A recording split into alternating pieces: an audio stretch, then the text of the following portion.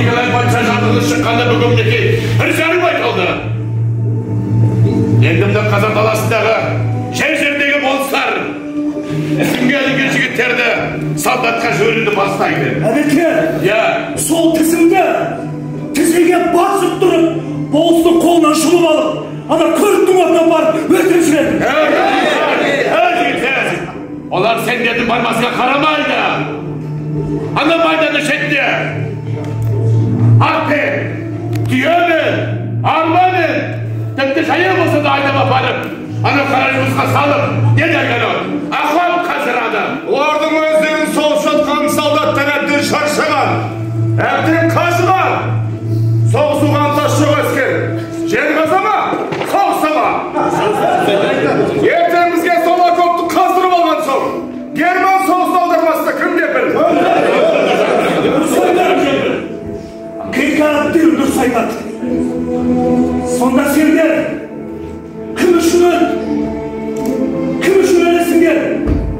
Анада қатын бала шағаларыңа, ана орыстың басы алдырмай. Анада жақтағы енің сендер кім үшін өлді? Не үшін өлді дегенде? Не деп жауап береді?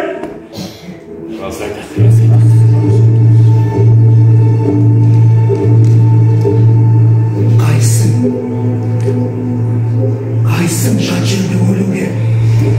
Сүйегіңнің далада көмусіз қалуына қайсың келсесіңдер? Бармай! Ат сүйшей! Әлде біреу барасың десе, мұна қолын сол адамның шағасын өтеді. Әлде біреу барат дегенге және сенбейді. Өмен, Танымас, Құшбай, қайсың барасың? Міне аман келді. Тек сенің ғана шақыртуыңмен келді осы жерге. Еркек тоқты құрбандық деген.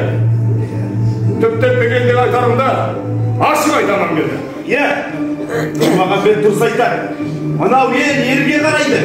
Ендігі мына елді жерге қаратпайтын батыр өзіңсің. Дұрыс айтар.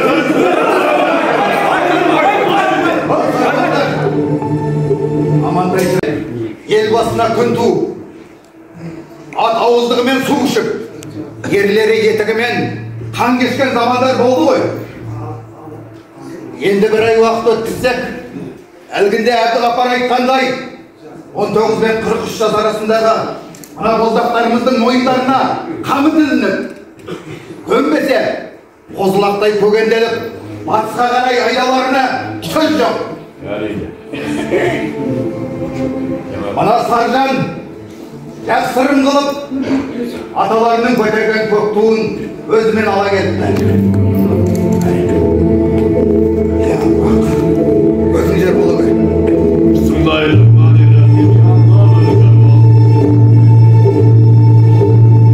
Ал батырым, мына жалпан елінде бірлікке шақыр.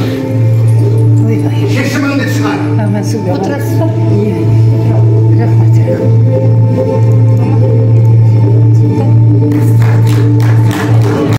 Ендеше алдың бұл қатеріміздің ойына. Саржан! Хакімбек, Өмен, бәрін жинап ауылға барып, қолына сойыл шаппастай алатын ондық байлардың дүкендегі аңшылықтардың бәрін жинап алыңдар. Дермесе күшпен тағып алыңдар. Ал көшіндегі би аға сарбаздарға бер батырыңды. Алла, о жаратқан, ел үшін атқа қонған қырандарыңның бастаған ісін оңынан қыла көр. Батыр бабаларың хан кенемен иман батырдың аруағы қолдап жүрсін. Қорыққанда жолдарың болсын.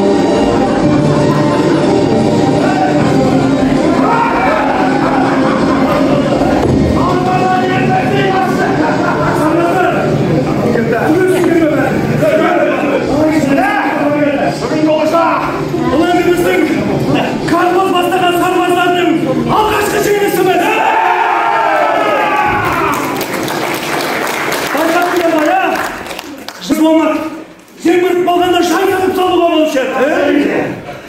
Сарбаздар, анау оқ қашқан солдаттардың аттарын бәрін жетек қалыңдар. Бері жақындардар. Бізге қуануға ерте. Жау бір-екі күннен соң біздің ізімізге түседі.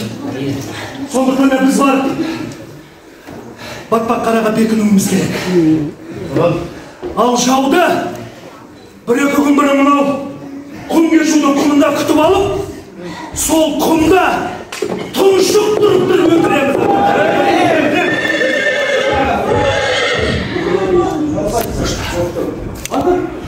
Сізге хат келді. Оға. Торғайдан сендерге қарай күндерін тонағандарды жазалауға бара жатыр. Ал мынау екінші хат. Бұл хатты сіздің досыңыз Төгеров беріп жүрді. 1916 жылғы 23 тамыздағы генерал-губернатор Куропаткиннің құпия бұйрығымен қара жұмысқа шақыртудан босатылғандар. Олар болыстық, ауылдық басқармалардың лауазымды адамдары, полициялық шенілер, имамдар, молдалар, есеп мекемелерінде